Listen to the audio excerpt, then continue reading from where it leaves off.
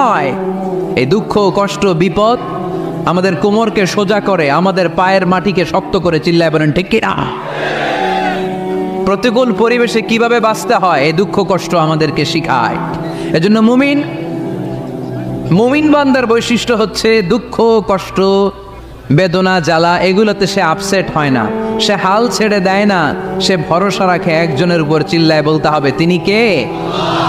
কারণ মুমিন জানে রাত্রি যত গভীর হয় অন্ধকার তমানিসা ভেদ করে সুবহে সাদিক হয়। মুমিন জানে গর্ভবতী নারীর পেটের ব্যথা যেই দিন বাড়তে থাকে ওই দিনই নতুন মেহমান আগমনের সময় ঘনাতে থাকে। মুমিন জানে তার জীবনে দুঃখ কষ্ট বিপদ যত বাড়তে থাকে সুখের দিন কাছে আসতে থাকে। এজন্য মুমিনের হারাবার কিছু নেই।